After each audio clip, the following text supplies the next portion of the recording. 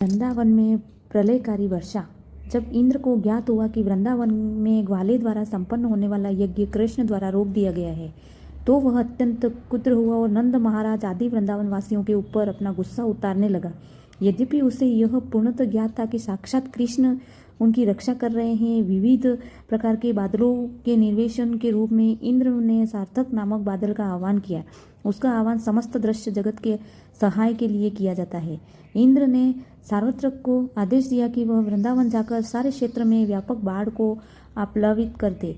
इंद्र अपने को असुरों की तरह सर्वशक्तिमान परम पुरुष मानता था। जब असुर प्रबल हो उठते हैं तो वे परम नियंता श्री भगवान की अवहेलना करते हैं। यद्यपि इंद्र असुर न था, किंतु उनके भौतिक वैभव में गर्जित था और वह परम नियंता को ललकारना चाह रहा था।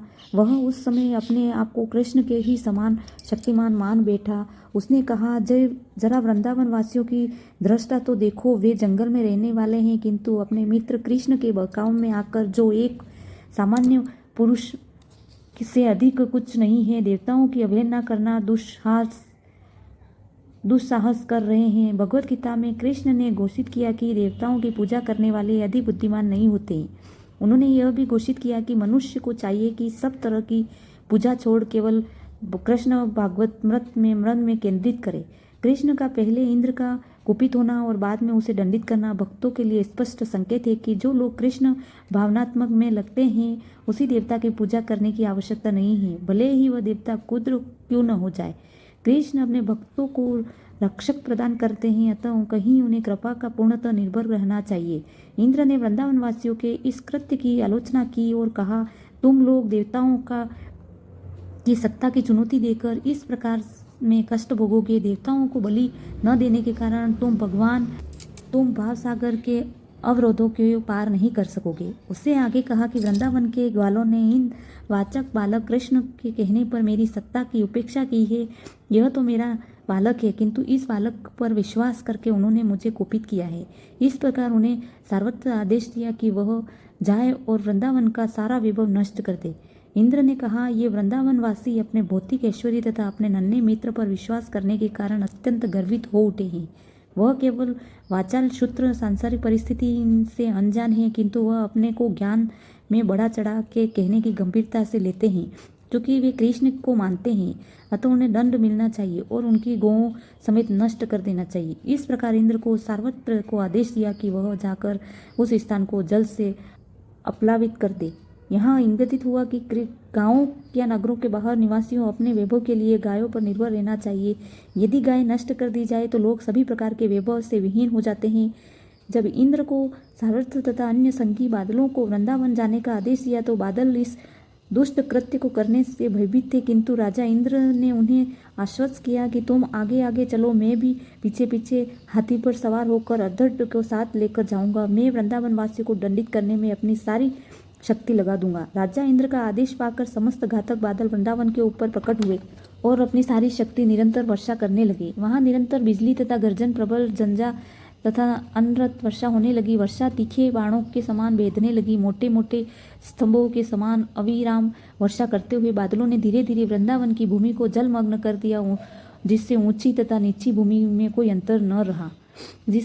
इससे पशु के लिए स्थिति भयानक हो गई। वर्षा के प्रबंध में वायु चल रही थी, जिससे वृंदावन का प्रत्येक प्राणी शीत और थरथराने लगा। उद्धार का कोई उपाय न पाकर वे सब गोविंद के चरण कमलों की शरण में आए। गौरों के विशेष रूप से भारी वर्षा के कारण दुखी होकर अपना सिर नीचे किया और बछड़ों को अपने नीचे छुपाए भगवान के पास आई और अपने चरण कमलों की शरण ग्रहण करने लगी।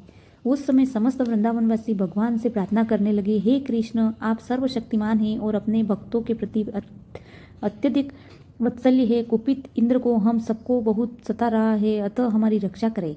इस प्रार्थना को सुनकर कृष्ण को भी पता लग गया कि इंद्र यज्ञ सम्मान न पाने के कारण मूसलाधार वर्षा कर रहा है, जिससे साथ असंख्य में बड़े बड़े ओले पड़ रहे हैं और प्रबंध संजा चल रहा है। कृष्ण समझ गए कि इंद्र जानबूझकर अपने कोप का प्रदर्शन कर रहा है, अतः उन्हें यह निष्कर्ष निकालना अपने को परम शक्तिशाली समझने वाले इन देवताओं ने अपने महान पराक्रमों को दिखा दिया।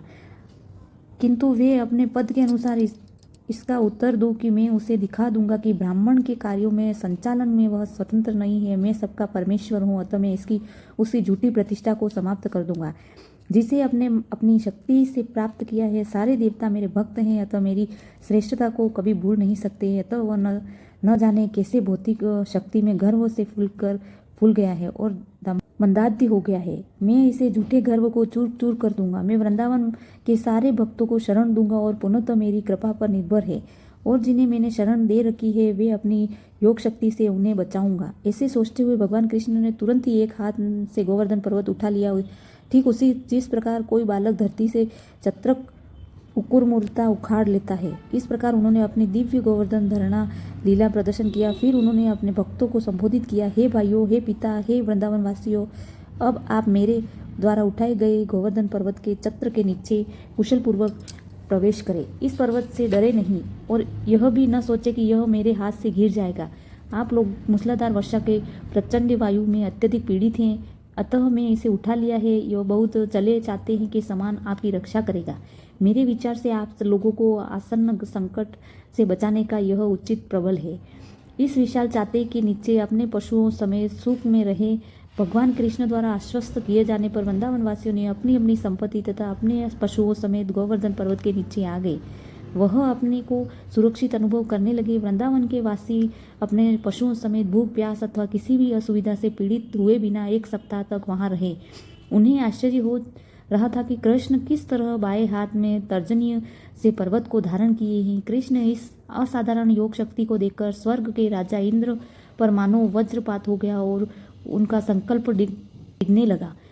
उससे तुरंत बादलों को बुलाया और वर्षा बंद करने के लिए कहा। तब आकाश विरभ्र हो गया और फिर से सूर्य निकल आया और प्रचंड का वायु बहना रुक गया। और उस समय गोवर्धन नारधारी भगवान कृष्ण ने कहा, हे ग्वालों, अब तुम लोग अपनी पत्नियों, गौ तथा धन सहित यहाँ से जा सकते हो, क्योंकि सारा उत्पात समाप्त हो चुका है। नदी की बाढ़ तथा यह जल पावन समाप्त हो गया है। अतः सारे लोगों ने अपना सामान गाड़ियों में लादा और वे अपनी घोर सामग्री सहित वहां से धीरे धीरे रवाना होने लगे। जब सब लोग चले गए तो कृष्ण ने शनि शनि गोवर्धन पर्वत को फिर से उसी स्थान पर रख दिया जहाँ सब कुछ समाप्त हो गया। तो सारे वृंदावन के निवासी कृष्ण के पास आए और आनंद विभोर होकर उनका आलिंगन करने लगे। गोपियों को स्वभावतः कृष्ण से प्रेम करती थी। उन्हें अपने आंसुओं से मिश्रित दही देने लगी और अपनी उन्हें अनेक आशीष दिए। माता यशोदा, माता रोहिणी, नंद तथा सर्वबलशाली बलराम ने स्नेहवश एक एक करके कृष्ण का आलिंगन किया और बारंबार आशीष दिया। सिद्ध लोग, गंधर्व लोग तथा चरण लोग, ये विभिन्न देवों को भी परम प्रसन्नता प्रदर्शित की। उन्होंने पृथ्वी पर फूलों की वर्षा की और शक्न ध्वनि की ढोल बजने लगे और देवी भावनाओं के पूरित होकर गंधर्व लोक के वासी भगवान को प्रसन्न करने के लिए अपने अपने तंबूरे बजाने लगे। इस प्रकार इस घटना के पश्चाताप भगवान अपने प्रिय मित्रों तथा पशुओं के समेत अपने घर वापस आए। सदा की भांति गोपियों को अत्यंत श्रद्धा भाव से भगवान कृष्ण को पूर्ण लीलाएं का कीर्तन किया। जय श्री कृष्ण।